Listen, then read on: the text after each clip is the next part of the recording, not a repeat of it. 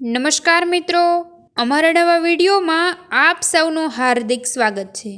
આજે આપણે વાત કરીશું એક ગરીબ વાણિયાની સત્ય ઘટના વિશે। એક મોટા ગામમાં એક ગરીબ વાણિયાનું ઘર હતું। વાણિયાની દશા બહુ ખરાબ હતી। તેની પાસે ન ધંધો કે રોજગાર હતો। તે ગામમાં એક સાધુ આવ્યા। તેમણે ગામ બહાર એક મોટા વડ નીચે આસન લગાવીને બેઠા। ગામના લોકોને જાણ થઈ કે આપણા ગામની બહાર એક મહાન સાધુ આવ્યા છે। ગામવાળા તે સાધુના દર્શન તથા સાધુ મહારાજના પ્રવચન સાંભળવા આવવા લાગ્યા।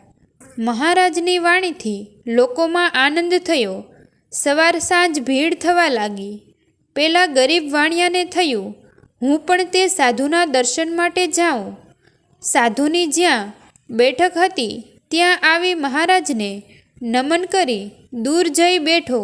સમય થતાં ગામજનો સહુ પોતપોતાના ઘેર ગયા, પરંતુ વાણિયો બેસી રહ્યો। બપોરની વેળા થઈ। મહારાજની નજર દૂર બેઠેલા વાણિયા ઉપર પડી। તેમણે ઈશારો કરી પાસે બોલાવ્યો। વાણિયો નજીક આવી નમન કરી હાથ જોડીને બેઠો। સાધુ બોલ્યા, ભાઈ, સૌ ઘેર ગયા, તમે કેમ બેસી રહ્યા છો? વાણિયો બોલ્યો, મહારાજ, મારા જીવનમાં દુઃખ ને દુઃખ છે।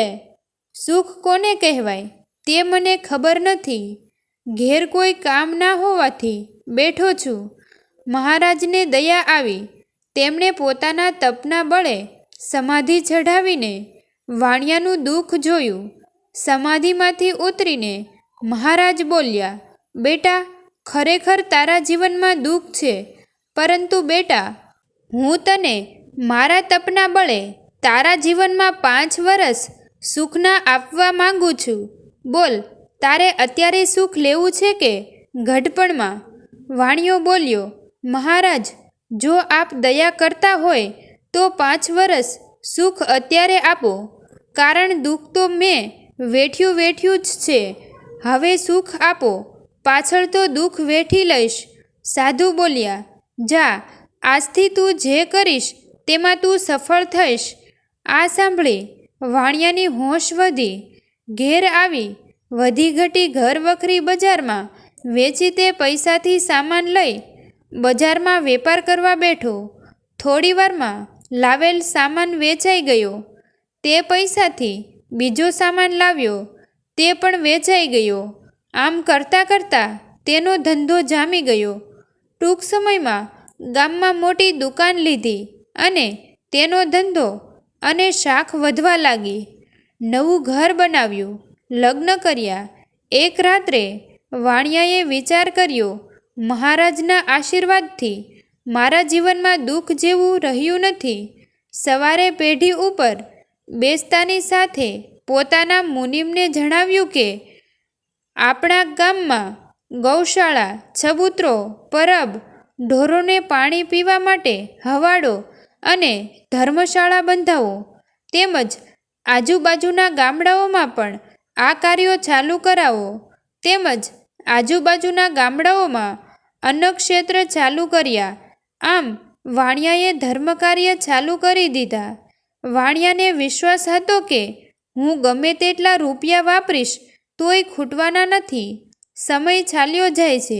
વાણિયાના ઘરે દીકરાનો જન્મ થાય છે। આમ સુખમાં 5 વર્ષ પૂરા થાય છે।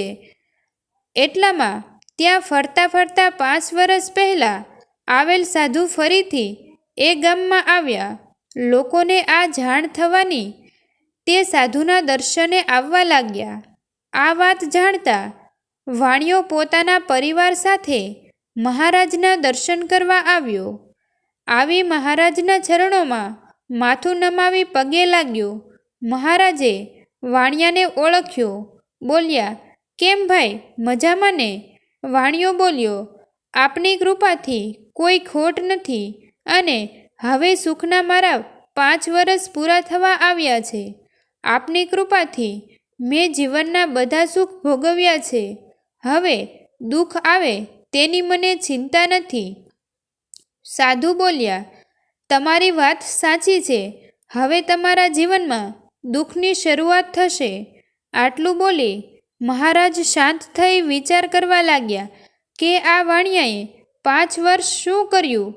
લાવ સમાધિમાં જોઈ જોઉં. વિચારી સમાધિ ચડાવી જોઈ લીધું. ત્યાં વાણિયો બોલ્યો, ભગવંત, હવે હું દુઃખ વેઠવા તૈયાર છું. મહારાજ બોલ્યા, અરે ગાંડા ભાઈ, તે આ 5 વર્ષોમાં એટલા બધા પુણ્ય કાર્યો કર્યા છે કે આ જીવનમાં તો દુઃખ નહીં આવે, પણ તારી 7 પેઢીમાં પણ દુઃખ નહીં આવે. તારા સત્કર્મથી તે તારા જીવનને બદલી નાખ્યું છે. માણસ વસ્તુઓમાં જ સંતુષ્ટિ શોધતો હોય તે અસંતોષ સિવાય બીજું કંઈ મેળવી નથી શકતો. કારણ કે વસ્તુ તો માત્ર સુવિધા આપી શકે છે, અને ચોક્કસપણે સુવિધા અને સંતોષ વચ્ચે ઘણો ફેર છે. સુવિધા તકલીફનો અભાવ છે, સંતોષ આનંદની ઉપલબ્ધિ છે. તમારું હૃદય શું ઈચ્છે છે? તમારો પ્રાણોને શેની તરસ છે? હું એ પામવા માંગુ છું, જે પામીને પછી બીજું કંઈ પામવાનું બાકી ન રહે. એટલે દરેક લોકોએ વાણિયાની જેમ જીવનમાં સુખના દિવસોમાં ધર્મનું કામ કરવું, ગરીબ લોકોની મદદ કરવી.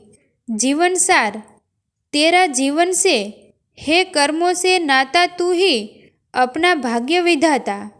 કરેલા કર્મોની જીત થાય છે, અને કર્મો સારા હશે તો પેઢીઓ તરી જશે. મિત્રો, તમને જો આ વિડીયો પસંદ આવ્યો હોય તો વિડીયોને લાઈક અને તમારા અન્ય સગા સંબંધી મિત્રો સાથે વિડીયોને શેર કરવાનું ભૂલતા નહીં. અને આવા જ નવા જીવન ઉપયોગી, જીવનમાં કંઈક નવું કરવાની પ્રેરણા મળે તેવા વિડીયો જોવા માટે અમારી ચેનલ સાથે બન્યા રહો. થેન્ક યુ મિત્રો. મળીએ છીએ એક નવા વિડીયો સાથે. આભાર.